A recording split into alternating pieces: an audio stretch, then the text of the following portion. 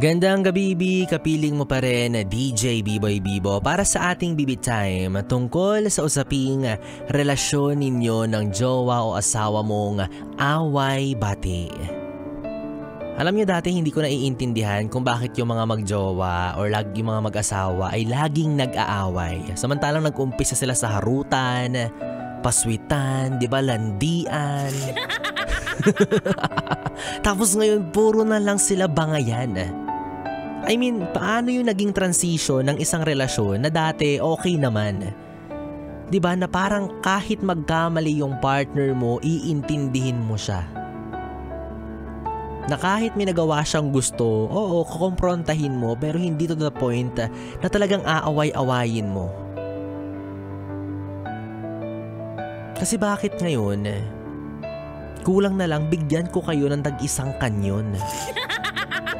Diba, ganun nakalala kayo mag-away, magsigawan. Minsan nga nakakalungkot mang isipin, pero yung ibang magjowa or mag-asawa, diba, umaabot pa sa pisikalan. Pero syempre, dahil medyo lumalaki rin si B-Boy Bibo, nagmamatured. Grabe naman kayo sa akin. Syempre naiintindihan ko naman na sa ngayon. Oo, medyo nauunawaan ko na siguro ganun talaga kapag mas lumalalim at mas tumatagal yung isang relasyon. Lalo na't sabay kayo nagmamature, sabay kayo nag-grow. And with that, diba, marami na kayong nalalaman tungkol sa isa't isa na hindi nyo gusto.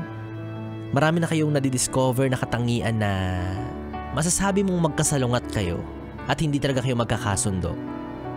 Diba? Ma-pride ka tapos toyoin tong isa. Ending talaga niyan, gera.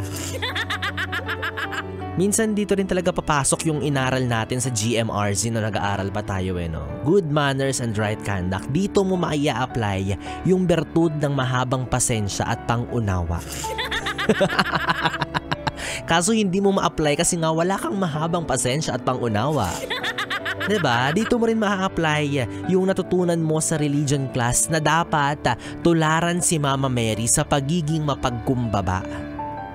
Ay kaso ikaw, since ma-pride ka nga, mas pinili mong tularan yung kalaban ni Mama Mary sa ilalim ng lupa. Kainis. But at the end of the day naman, yes, friend kong Bibi, naiintindihan ko naman yan. Gets na gets ko yan. Sabi nga nila, walang problemang hindi na idadaan sa maganda at maayos na usapan. Oo, kalma lang kayo. Huminahon, hinga ng malalim. Pero pag hindi mo na talaga kaya, sige na, wag ka na magpanggap, bungangaan mo na. Alam ko naman na puro lang kayo ganyan.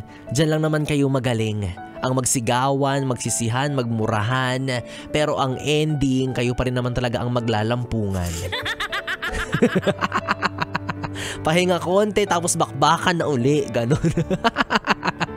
Tsaka alam mo na, diba, na hindi kayo iwan ng tao na yan basta-basta. Marami na kayong pinagdaanan eh.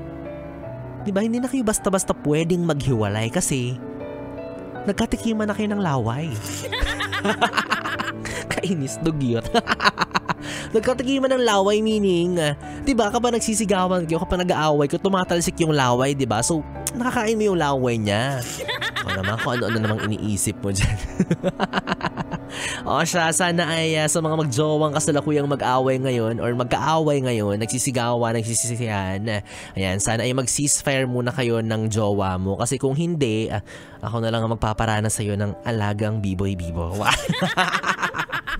Wala tayong pag-aawayan, puro tayo kapayapaan. Di ka sure.